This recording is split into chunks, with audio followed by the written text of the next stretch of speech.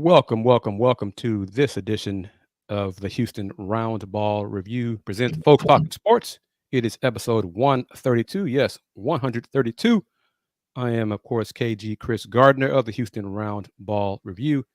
And joining me from Ohio is my colleague, my brother, Willy Gibson. How are you, sir?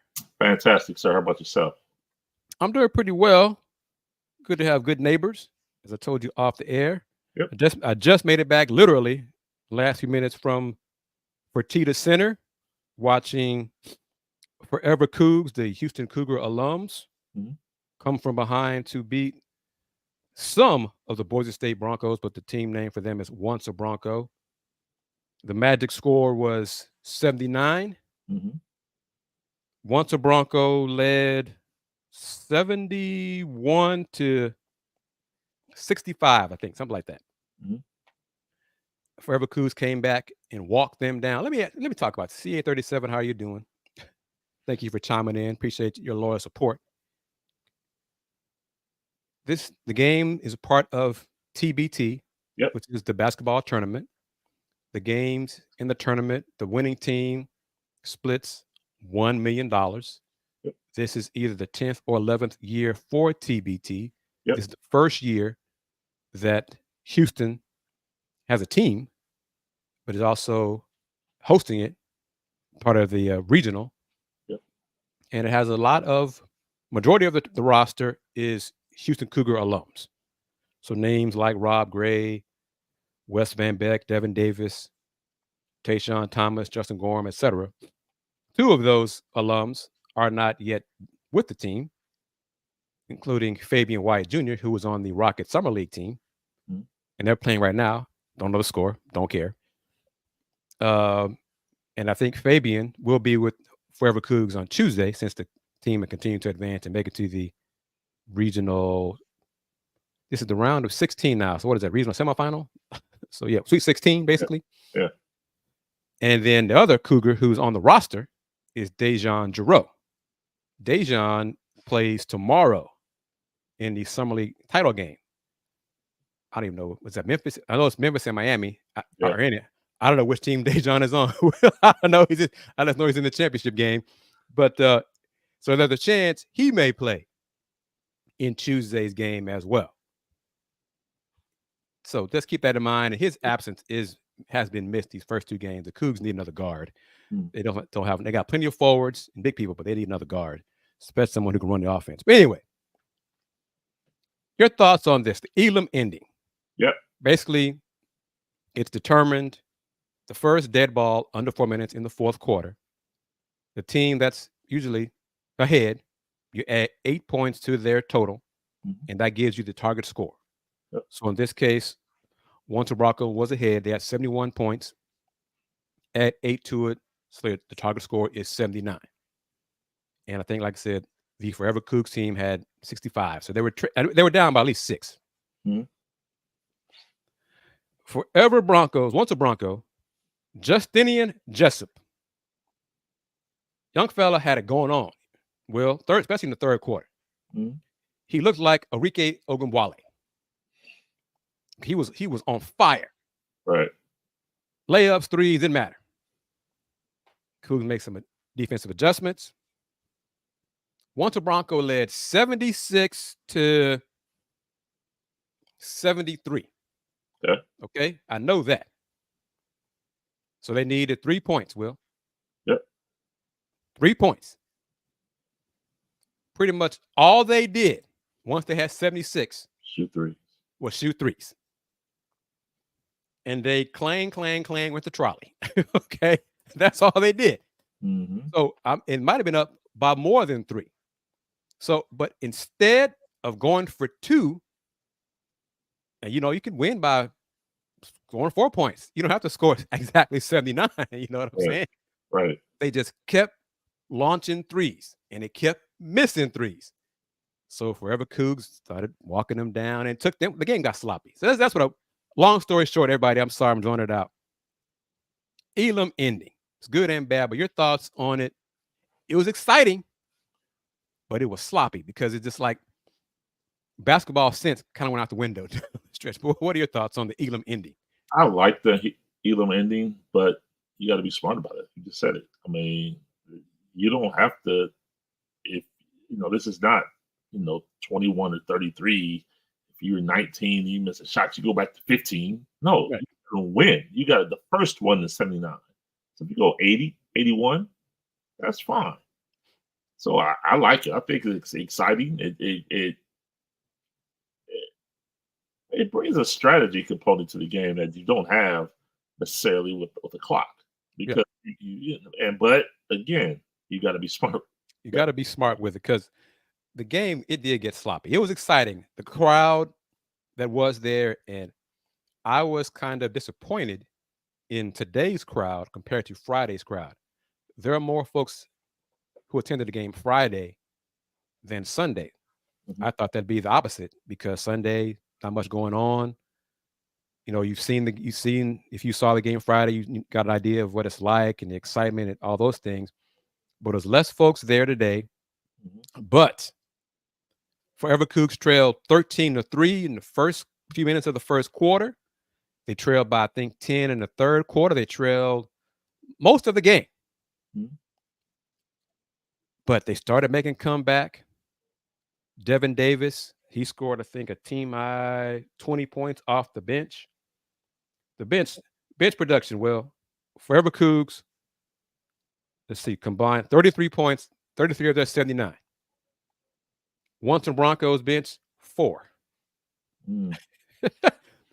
But the strategy of it, because even the Cougs they were pressing. They were like, I mean, the shot selection was not the best, but the game ended on a made free throw. Ah. So Forever Cougs, Justin Gorham, I think it was Devin Davis put him ahead.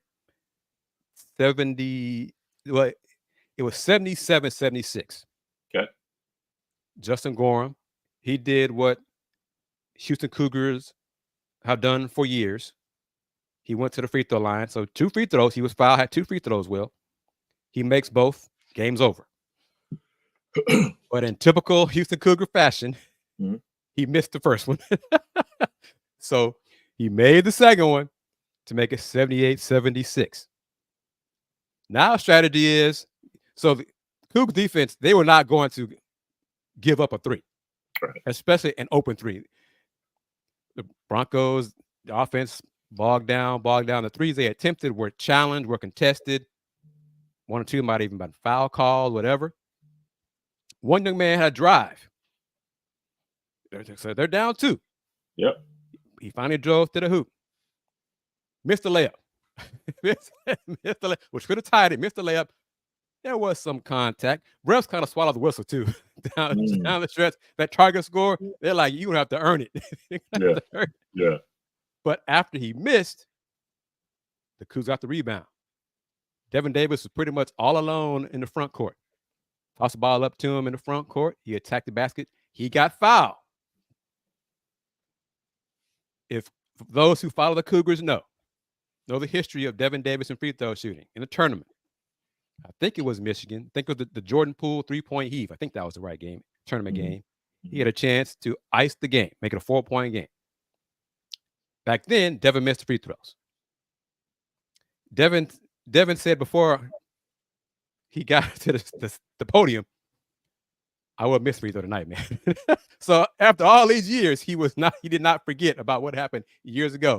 Mm-hmm. So first free throw, he had 2 to make 1, Yeah. First free throw, bucket, game over. So Forever Coogs came from behind. They were down. They won the extra session 14-5. Okay. To advance to the title game on Tuesday, 8 o'clock inside Fertitta Center against the 5th seed team who won, upset the number 1 seed, the Bleed Green team from North Texas. So yes, it was fun. It was exciting. All these great things. Saw some alums. Coach Sampson was there. Some of the basketball players from the current Cougars were there. So excitement-wise, yes. Execution-wise, Let me see. The shooting numbers. Once Bronco was 6 for 25 from 3, Will. Wow. Forever Cougs were 5 for 23 from 3. Yeah. So yeah. And in the Elam ending session, Onson Bronco was 2 for 15 Yep. overall from the floor. 2 for 15. 0 for 9 on twos. If that's looking right. Yeah, looking right. 0 for 9 on three, excuse me. 0 for 9 on threes. Like I said, they missed all their threes. Everything. When they had a chance to win it, all they did was take threes. Clang, clang, clang. And most of them weren't even close. Mr. Jessup, he had one shake and bake on Devin Davis. Great look. And the fans were like, oh no. And it was short. And after that short miss, they didn't come close the rest of the time. Wow. But according to Justin Singleton, Fabian White is playing this evening for the Summer League Rockets. That's good. I was talking with some alums earlier today during halftime. Why isn't Fabian playing today? Why? No, one of them even said Fabian should be here. He's not playing with the Rockets, so he might as well be here. I was just like, I'll let that alone. Whatever. Okay. Well, see, Justin not throwing rocks at Daryl Morey. Was Daryl Morey an advisor for the Forever Coogs with all those missed threes? Sounds like Morey ball. Wow. Justin from the top rope. All right, Justin. You're going to make me pull up. Let's see if I can find it here. Well, let's see if I can find it. Justin, salute to you, Justin. I'm going to give you that one.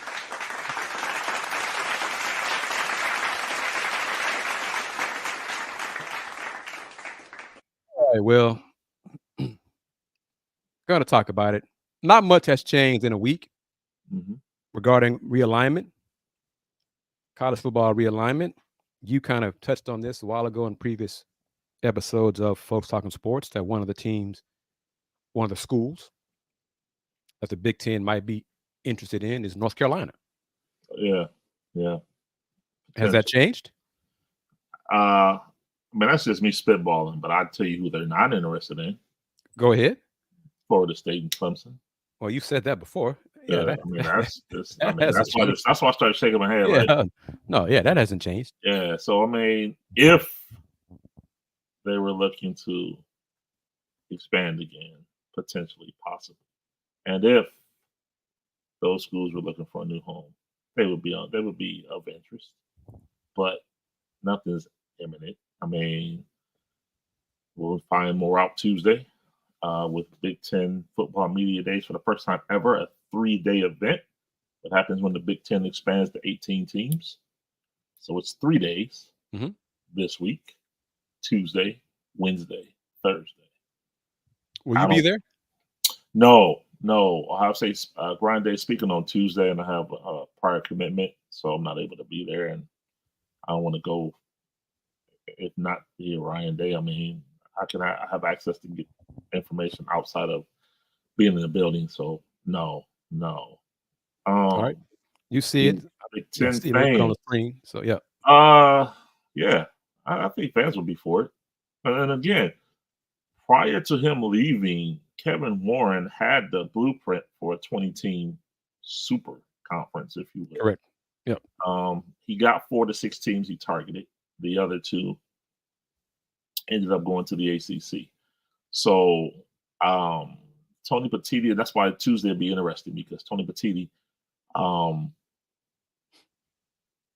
he's not really been available. He became commissioner right at last year's media day, so he spoke, but he really wasn't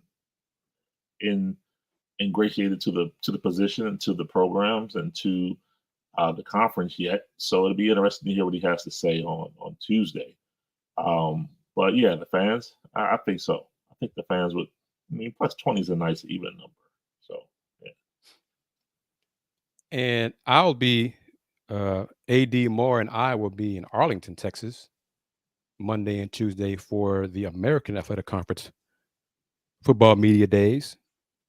New AAC Commissioner Tim Pernetti will speak with the media Tuesday morning, and his mindset is kind of similar to Big 12 Commissioner Brett Yormark.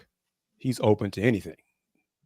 Any ideas that make sense for his conference and for the student assets. Oops, my fault. the student athletes benefit. So I'm kind of curious. It'll be my first time meeting the new commissioner. I had a working relationship with Mike Oresco over the years. So hope to establish a relationship with new commissioner, Tim Pernetti. And that'll be first up on Tuesday. And look for it probably Tuesday, but you never know. Monday, you follow those who follow the Houston Roundball Review platform, social media, as well as AD Moore. Look for a photo, a picture of the two of us. Oh, you might notice something regarding the Houston Roundball Review Media Group. Just saying, just look for it. Subscribe to the channel. Subscribe, follow us on the platforms. You might see a picture of us, and I'm going to go a little more of a hint. Modeling certain attire that let everyone know that the Houston Roundball Review Media Group has arrived. Just put it like that. All right. But so Big Ten starts on Tuesday. Yes. Right. Okay. So the AAC will end Tuesday, and hopefully I'll be able to come back in town to Houston to catch the Forever Coogs matchup against the team name is Challenge ALS. So clearly they are playing to raise money and awareness to fight Team Challenge ALS. ALS, that disease, amyotrophic lateral sclerosis, Lou Gehrig's disease. And they were impressed. The team they beat, like I said, they beat the 1 seed. That was a solid win. They walked them down too. But they played defense. And so yes, if you are in town and want to watch some basketball in person, head to Fertitta Center this Tuesday, 8 o'clock, and watch it. Watch the Forever Coogs in the Sweet 16 matchup, them against Team Challenge ALS. And you might see Dejon Giroux as well as Fabian White Jr. for Forever Coogs in that matchup. Mr. Gibson, CA37. Oh, here we go. I didn't know about this. We'll get to my question in a second. Did we hear about Alex Sarr getting upset at coaches? No. But if he did, and they sat him down, good. I mean, good. Yeah.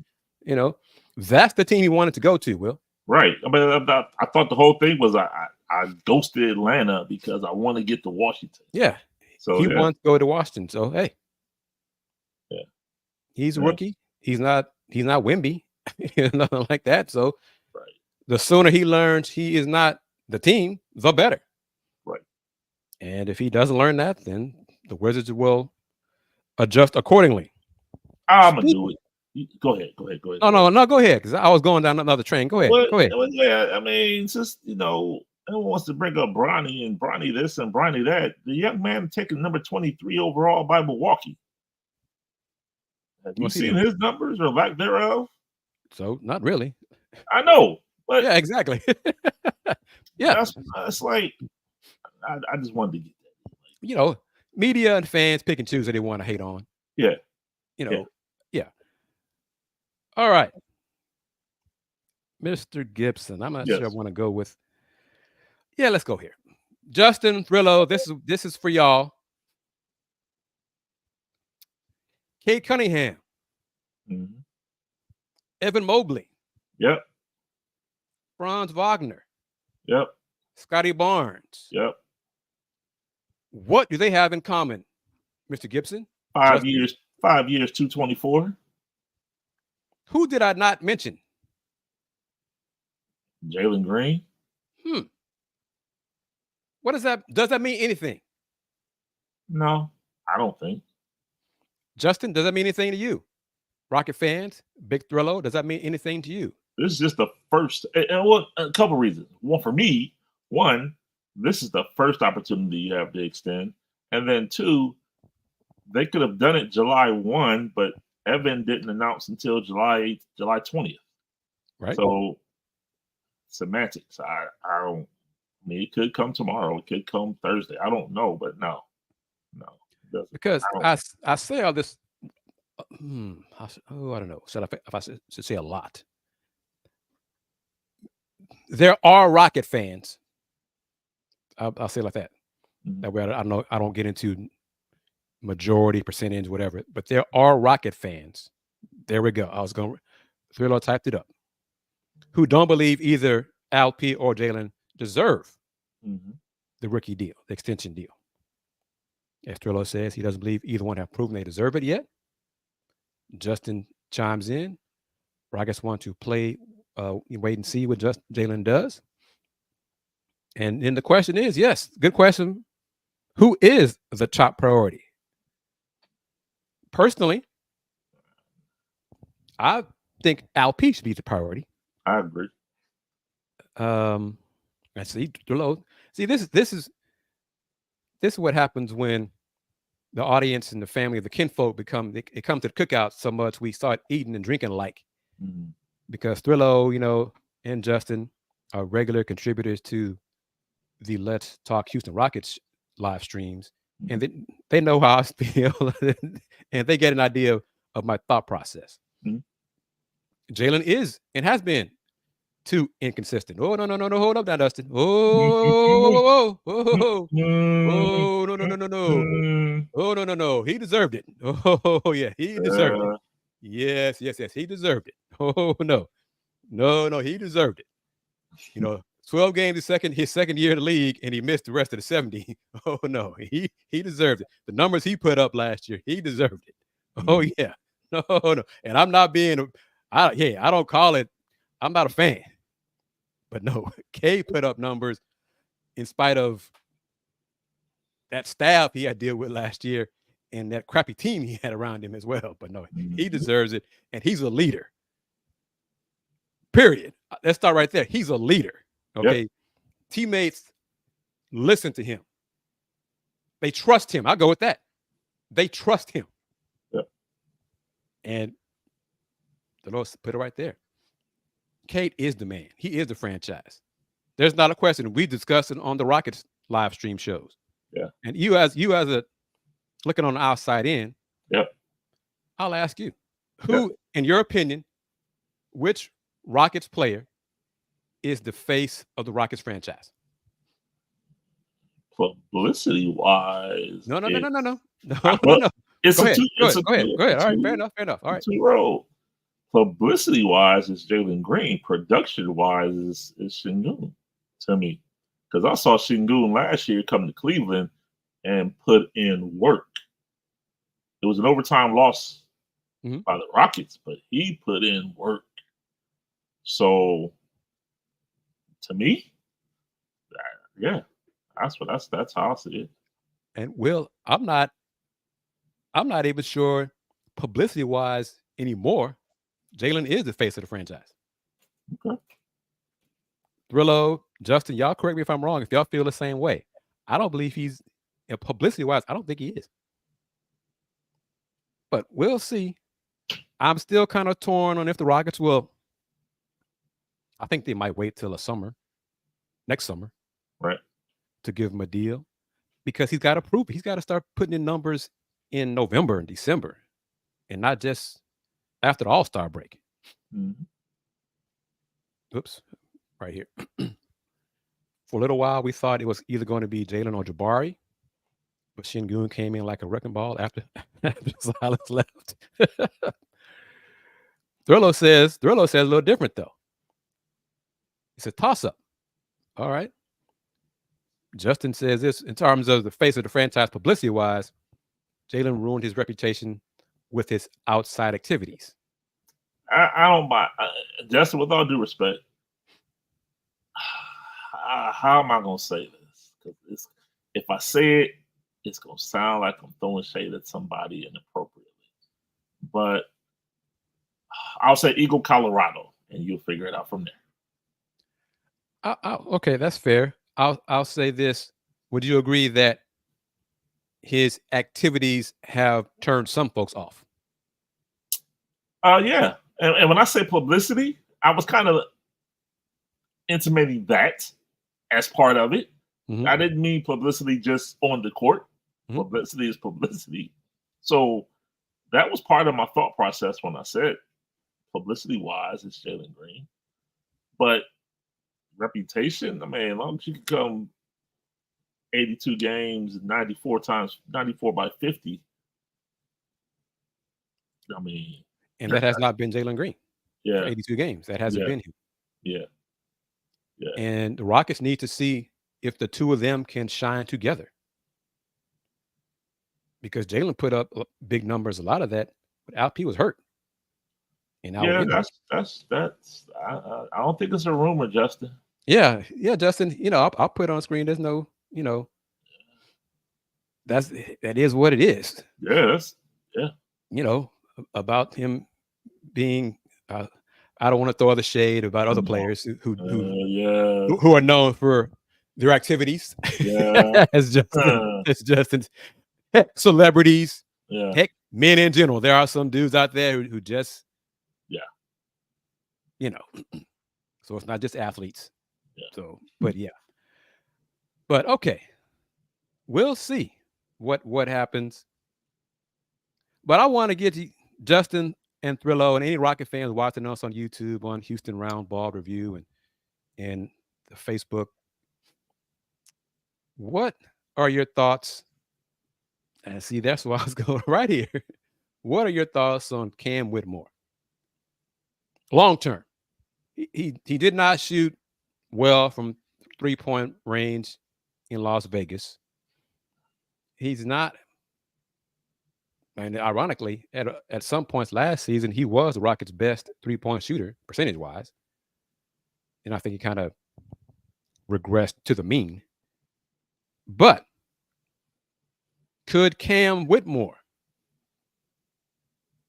be Jalen Green's replacement?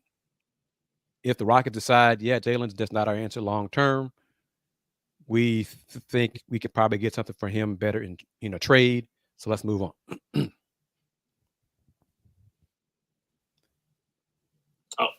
That's for you. Yeah, for you, for anybody. Yeah, I'm curious on your thoughts on it. Yeah, I'm not that. I mean, I rely on you for that insight. So, I mean, Cam Whitmore is a great player. I think he'll be a great player. I don't know if he's ready. From the outside looking in, I don't think that he's ready to take that step. But and then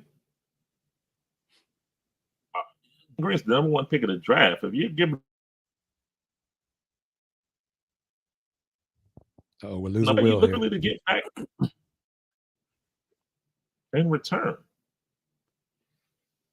Let's see. All right, hold on here. Thrillo says Cam has his flaws, but he doesn't take backseat to no one. He has a killer mentality. Justin says Cam better learn other skills, or he will. Wait a minute! Wait a minute! Justin he's just taking shots at both my team and your team, man. One tonight, bro. Oh, Justin, man, he's taking shade at the Central Division. Oh man! All right. Well, for Thrillo and Justin, your thoughts on if they're right? Yeah, mine wasn't even the conversation. Yeah, taking the straight bullets. Yeah. What are y'all thoughts on Reed Sheppard? And I'll say this, and I miss because this is not a Let's Talk Houston Rockets show, but what we do on Folks Talking Sports, we talk sports. So the conversation may navigate to Rockets conversation. So like we're doing right now. In the Summer League Rockets game against the Summer League Pistons. And let me say this, and this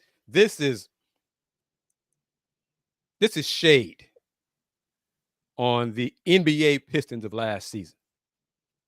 The defense played by the Summer League Pistons against the Summer League Rockets was some of the best defense that the team wearing Detroit uniform looked like for 2 years. I was like, "Ooh, look at this defense. Where has this been? This is good to see." It's like, "Oh, wow, you got guys who can actually play the passing lanes and keep guys in front of them." What a novel idea. Oh, Right. I felt good about it. Of course, 85% of those guys won't be in the NBA for Detroit, but still. That's weird. Brent said he didn't get notifications about it. Some folks do, some folks don't. But Thurlow said Reed has potential. Skills are there. He has to work to do. Yes, if he figures it out, the league's in trouble. Reed is as good as advertised when it comes to shooting, 3-point shooting especially. But his one-on-one defense still needs work, as all rookies. Yeah. Because of his teammates in summer league, opponents just said, "All right, Reed, we're going to trap you. We're going to double team you and make you give up the ball, make you think more or overthink or whatever." So he did have a turnover problem. I don't know what he's done. I don't even know if he's playing tonight, playing right now. So turnovers have been an issue. He had 9, I think, in the game against, was it Minnesota on Thursday? But, you know, better teammates, he won't have this problem come the regular season. You know, when you got Fred VanVleet, Al P, Cam, you know, other guys around him. Yeah. And see, I didn't see the game, but I saw the Chronicle Jonathan Fagan write about it, and he said Daisha Nix did a good job defending Reed Sheppard. I was like, ooh, I'm not sure if that's a good thing or not for Reed Sheppard, because Daisha Nix, I mean, he's kind of an NBA player, you know, kind of. But I wish him well, wish him the best of luck there in Minnesota. And a similar Marcus Sasser with the Summer League Pistons. Marcus has been put in the starting point guard spot. They're making him learn the point guard position. So he's done that a lot with the Summer League team. I think they're done now. I think as of today, I think they're playing their 5th game today. But Marcus was averaging around about 4 turnovers a game, because Marcus is he's definitely not a true point guard. He has had a tendency to over dribble. You know, he's had a tendency to make an unnecessary pass, as his college coach says it all the time. Stop trying to get the home run play. There's nothing wrong with a single. Just keep it simple. Marcus, you know, he tried for the home run stuff and fancy stuff too many times and turnovers. But if Detroit trusts him enough to let him play through those mistakes and be the backup point guard, or split time with Jaden Ivey at the 1, it might benefit both of them. So we'll see how it all works out. Jaden Ivey's defense, well, I'm being facetious, but I'm pretty serious as well. I'm not sure Jaden Ivey could stop me or you. His defense, as athletic as he is, his defense one-on-one is just awful. His habits, it's just, oh my gosh, it's awful. Yeah. All right. So we'll see. Anybody tell us what the score is of the Rockets Summer League game this evening? It should be, let's see, around halftime, maybe early second half, whatever. But again, you know, it's the last game for Summer League. I'm not concerned one way or the other. Oddest thing now, Summer League, don't get hurt. That's the whole thing, you know. Deron Holmes got injured. What was it? Tore his Achilles. Game 1, right? The first game for the Nuggets Summer League team. What did I think? First game? Something like that. It was early. I mean, something like that. So yeah, tore his Achilles. The Lord says Blazers up by 11. The Summer League Pistons are losing to the Jazz, and it's about to be over. Let's see what Marcus has done. See if he's played. He played 19 minutes. Marcus had, in his 19 minutes, Marcus had, again, 4 turnovers. He had 6 assists though. So that's good. So, but yeah, he's got to cut down the turnovers. And I think that'll come with better teammates as well, you know, than a lot of these guys. But yeah, the Summer League Jazz beat the Summer League Pistons 97-87. The Summer League Blazers lead the Rockets 75. Excuse me. The Summer League Blazers lead the Summer League Rockets 75-62. And to show you how much this game means, or little this game means, Reed Sheppard has not played. So, yeah, the starting five for the Rockets tonight: N'Faly Dante, Orlando Robinson, AJ Griffin, Nate Williams, and Kyra Lewis Jr.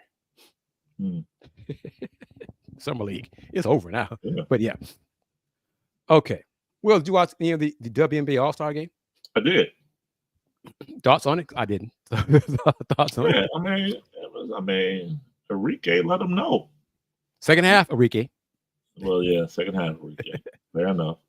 Yeah, she let them know. But it was a good game. I mean, for all the people that say, "Oh, Team USA," I'm worried.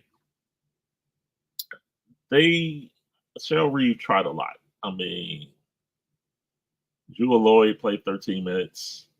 Anna Taurasi, I think, played 11. That was their first. They just got together as a team, so they were just trying to make sure they got some work in, played some defense, and didn't get hurt because they flew to London right after the game. Yeah, Chelsea Gray didn't play a lot either. Yeah, Chelsea Gray didn't play. Right, so their major question mark is their guards, is their defense in their backcourt. Yep, that's it, because their front court with Brianna Stewart and A'ja Wilson. Nobody. And there's not a international team that can be able to handle that. So that's not going to be an issue. But the defense in the backcourt, that'll be the question for them going forward. Caitlin Clark said it. She had 10 assists in the game, almost set the All-Star record. You can watch her post-game comments on the Houston Roundball Review YouTube channel. I posted that this morning, Sunday morning. She's like, yeah, they'll be fine. I'm not worried about them. They'll be fine.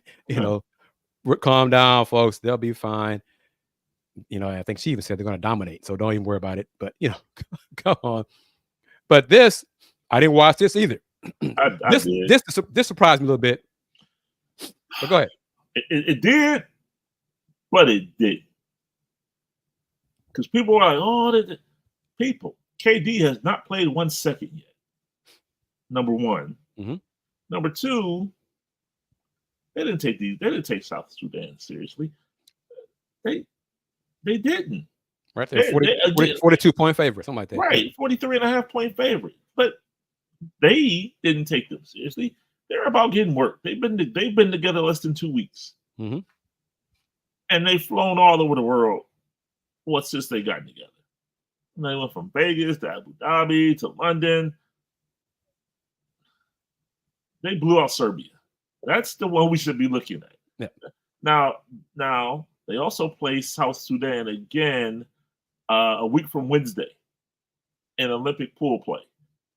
When it counts. When it counts. Right. And I'll say it now. They'll beat them by 60. A little hyperbolic, probably, but they'll be fine.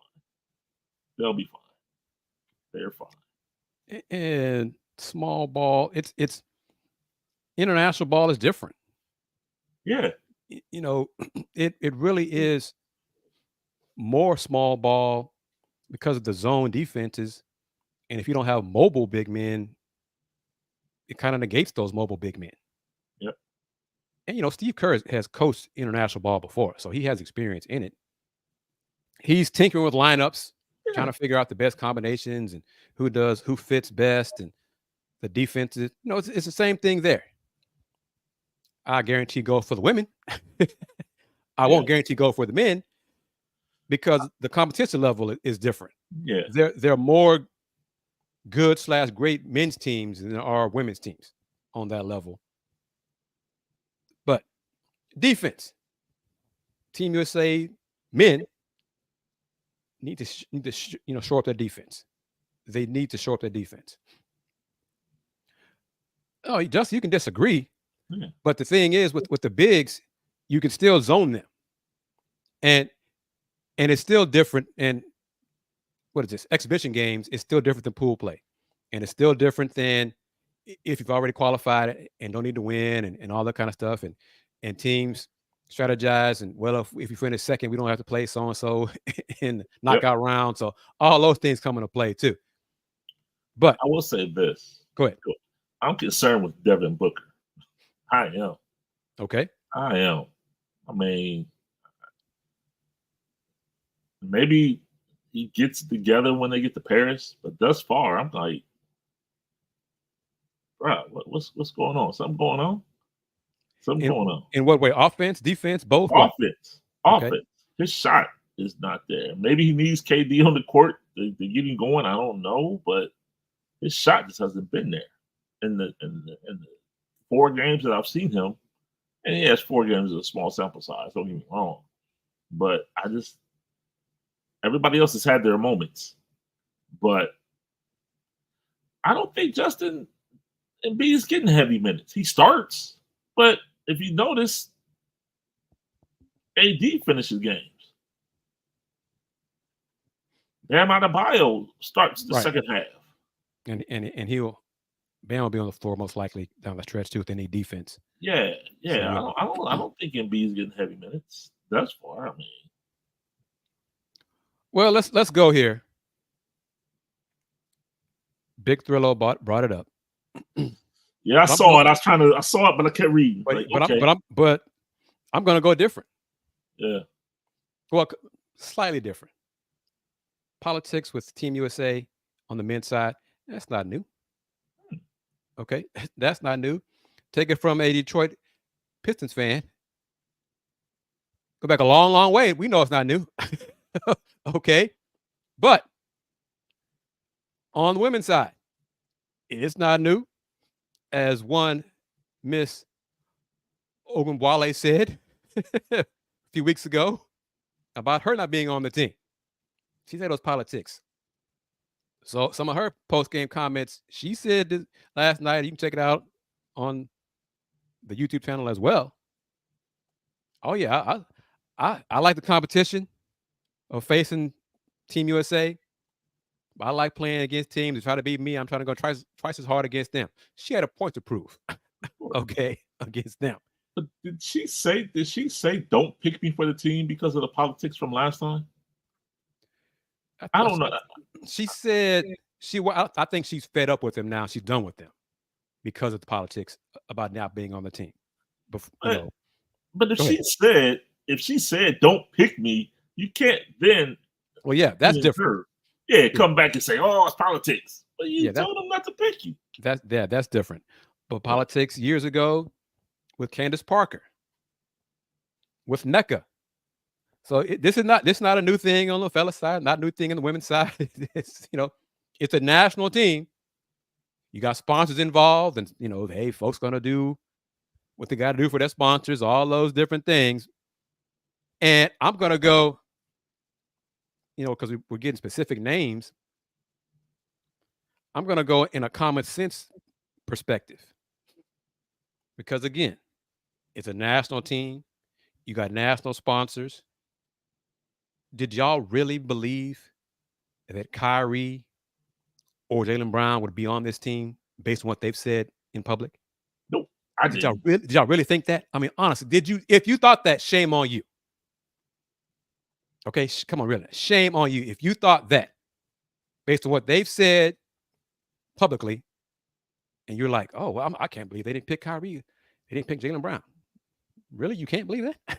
Really? Okay. All right. So, because again, it's USA basketball. It's the national team. There will be some folks who make this team who folks would argue shouldn't be on this team on the men's side and women's side.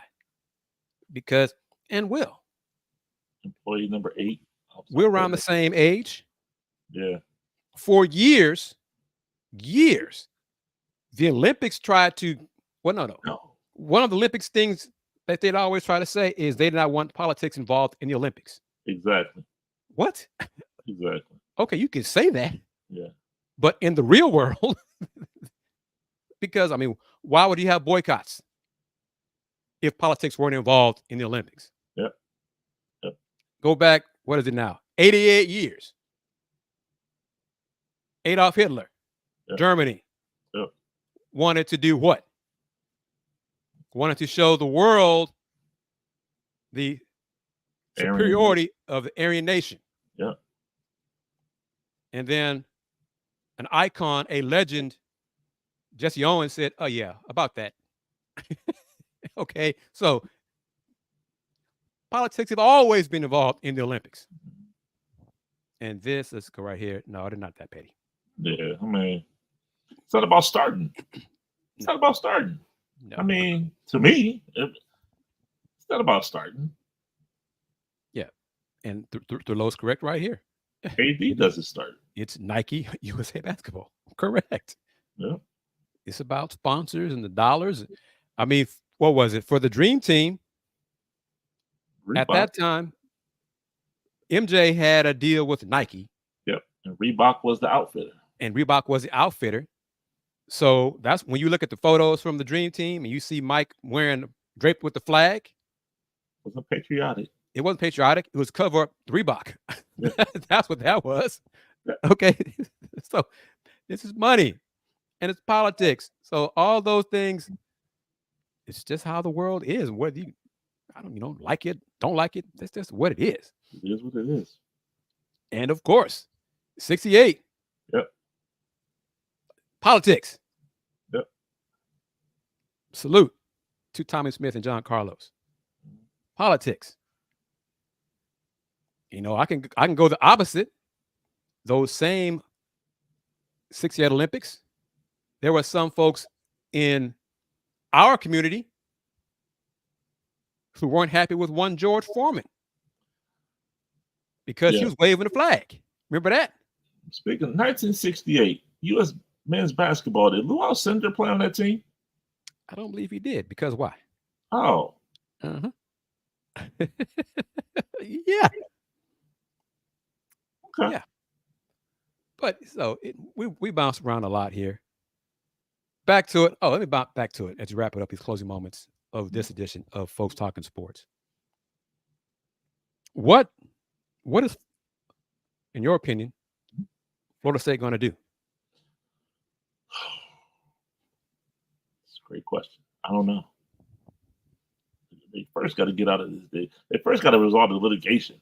Okay, agree. First things first. Yeah. So before we even discuss anything else, some folks in media and some Seminoles fans have suggested it would make sense for them to go independent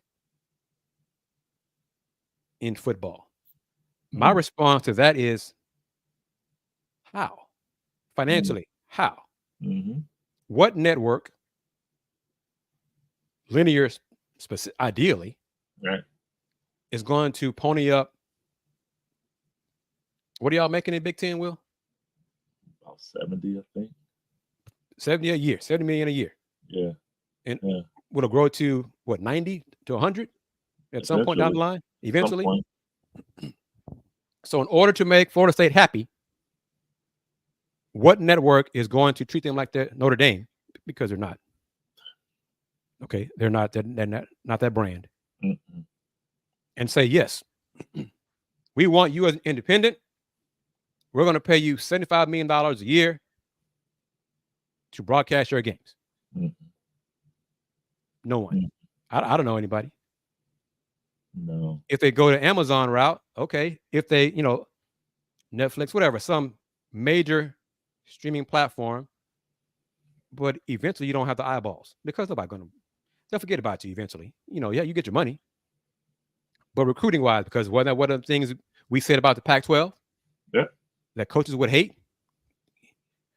So I just wonder what, and then I keep going down the line. Big 12 fans, UH alums, would you, as a fan of the Big 12 or as a UH alum or a fan of whatever, any team in Big 12, be okay if Brett Yormark said to Florida State and Clemson, join us, and we're going to have unequal revenue sharing and give y'all a larger slice of the pie?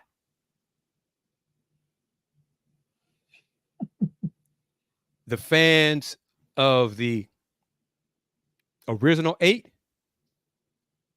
would say, hell no. No, because that's just Texas Longhorns all over again. So no, we don't want that. We're not going to do that.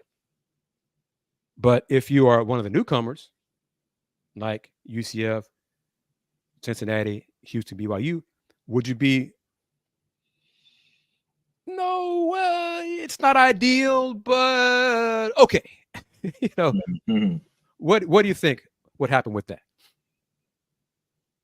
If they offer Florida State, yes, a larger share, yes.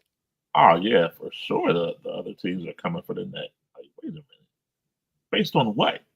What have they done to quantify getting a larger share?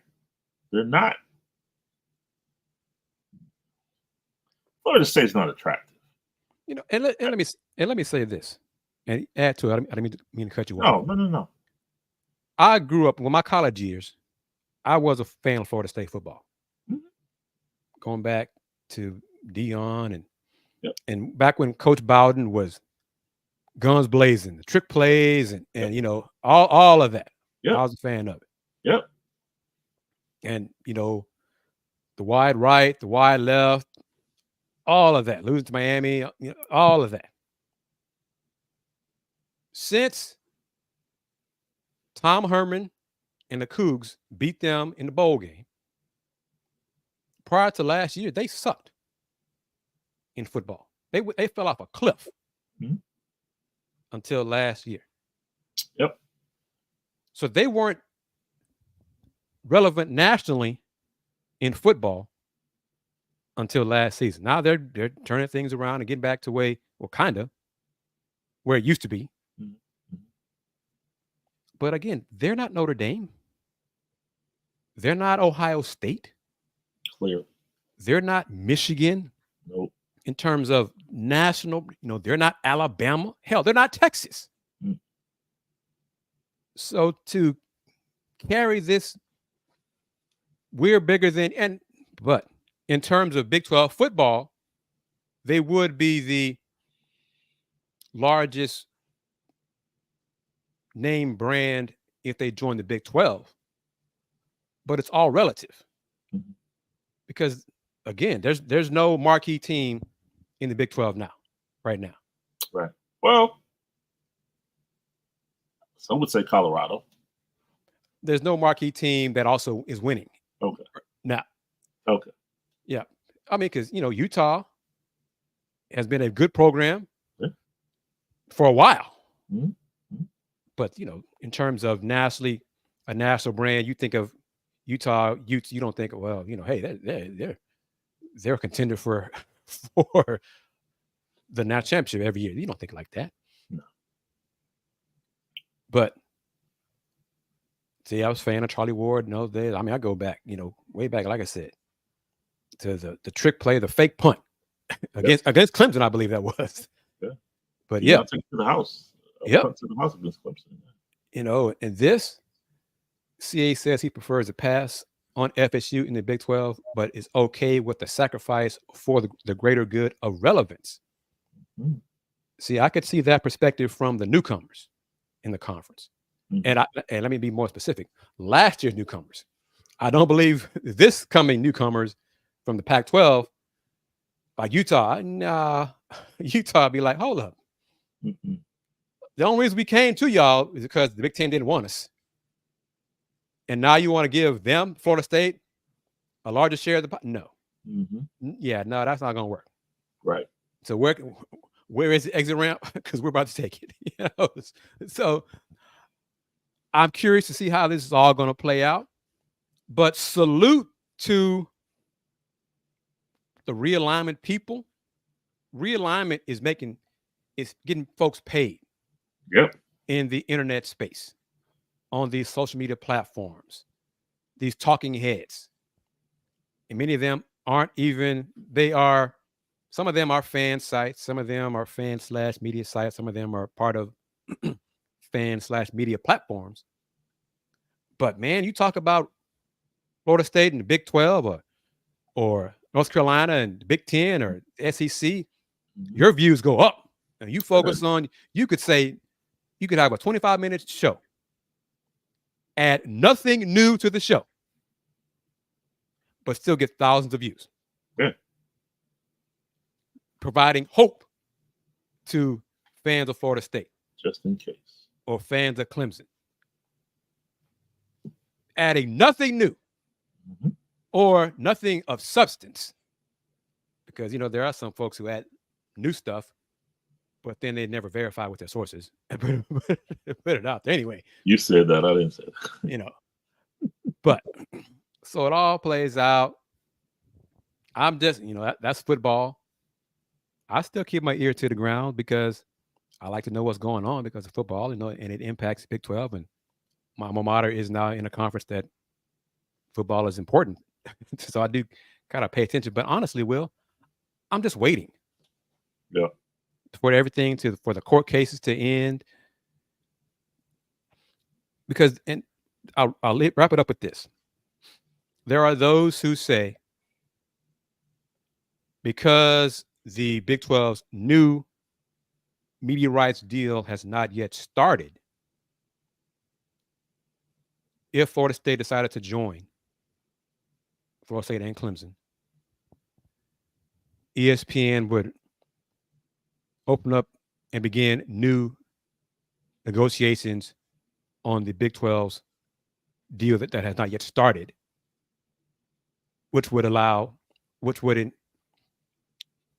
enable more money for everybody in the Big 12. Well, you know how long that would take? Okay, that cannot happen in like the blink of an eye. I mean, because you said it again, we said it on today's show, last week's show. They have to resolve their court cases. They cannot go to ESPN and say, hey, and I mean tomorrow, we're going to win our court case. No. So let's begin talks. Let's open up new discussions for a renegotiated Big 12 media rights deal because we're going to win our court case. ESPN is going to say, oh, yeah, no, we're not doing that. No, we're not. We're not going to do that. And go back to what we know, Big Thrillo knows, Justin knows, smart fans know, folks who are objective. You still got to convince me. Why would ESPN decide to give FSU more money in the Big 12 than what they're paying them now in the ACC? Here's where I am. And I keep thinking, the more each time we say this, we keep leading with Florida State. Yes. State. Clemson is becoming less attractive by the second. They haven't even mentioned Clemson. I've caught myself a few times when I type things up regarding realignment, and I always put FSU first. Right. Outside of FSU and Clemson. Yeah. And why I say they're becoming less attractive by the second is Dabo Swinney refuses to partake of the transfer portal. Yep. And he's going to continue to lose ground year by year, game by game, minute by minute, because the platform has changed. The game has changed. And he's on wax stating, I do not participate in the transfer portal where you're getting left behind. So it's just interesting to me. I'm listening to you and I'm like, we've been talking Florida State for like a month. Yep. We barely mentioned Clemson. Yeah, that's a good point. That's a great point. And what if that slide continues and Clemson is no longer relevant nationally? Because before, what do you want to say, an 8-year run, and they won the championships, well, they were nothing. They didn't exist. No. They filled the vacuum that FSU and Miami created. Right. by stinking. And Miami hasn't been great for years on a national landscape. But Miami is what, Will? AU. All right. So keep that in mind as well. Yes. This is great. I enjoyed talking to you, brother, and I enjoyed talking to the audience because in my mind, I thought we'd only go like 30 minutes. Yeah, we talked about that. Yeah. And now we're at an hour. So as we wrap it up, I'm going to give you the platform, put you on the big screen. The show, the world is yours. Thank you, sir. You can find me on social media as across states, on Twitter at Willy Gibson 7, Facebook Will Knows, IG and Threads Will Knows Sports, and Chris, I just realized Monday is the day. Warner Brothers Discovery has the contracts from the NBA. They got them on Wednesday, and they have 5 days to decide the match to retain the NBA. I believe they're going to match the Amazon package, and TNT will retain the NBA, and inside the NBA will continue. Oh, let's talk about that real quick then. Yeah. Yeah, let's do that real quick. Yeah. I agree with you. They're going to match the Amazon package. Then the lawyers will get involved.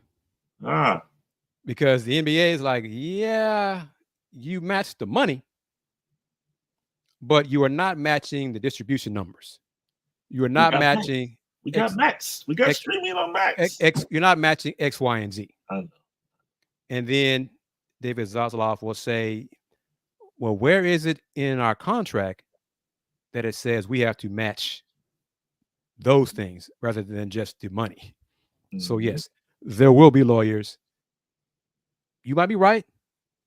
I don't believe Commissioner Silver will be happy about that. Oh, he's not. He talked Tuesday, and you can tell. He asked the questions about it. He was hot. And yes. To that this point, is correct. Yes. Yeah, he did say that. Absolutely. And to that point, the new contracts state there are no windows to match any deals. Yes. They took that provision out. Check it out. They took it out. Yes. So we shall see. But yes, there will be lawyers. So thank you, brother. Yes, sir. And real quick, follow Folks Talking Sports on IG and Threads at Folks Talking Sports. I am, of course, KG Kris Gardner, owner of the Houston Roundball Review. Y'all know it. If you're new to the show, thank you very much. Subscribe to the Houston Roundball Review on YouTube. Tell your friends about FTS.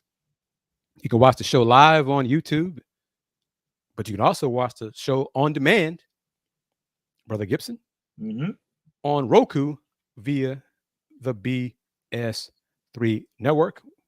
You can download that app and get BS3 because BS3 network is changing the way you watch TV. So yes, it'll be on demand in a few days. So get the Roku app. You can watch all the shows that I'm associated with on BS3 network. And that includes the show that Brother Gibson is a guest on sometimes with AJ Jones, The Lunch Break, Monday through Friday, high noon Central, 1 o'clock Eastern. That is live streamed on the BS3 network. And as a reminder, AD Moore and I will be in Arlington, Texas, Monday and Tuesday this week. So July 22nd and 23rd for the American Athletic Conference Football Media Days. And again, follow our platforms. Follow me and AD on YouTube and Twitter and Instagram, because we're going to have a picture at some point with featuring the Houston Roundball Review Media Group. So look for that picture or two. Might do some modeling. I might just, things like that. Okay. Yeah. So as a reminder, in conclusion, as we wrap up episode 132 of Folks Talking Sports as part of the Houston Roundball Review platform. Since 1994, the Houston Roundball Review, local name, global perspective. Everyone, take care. Peace.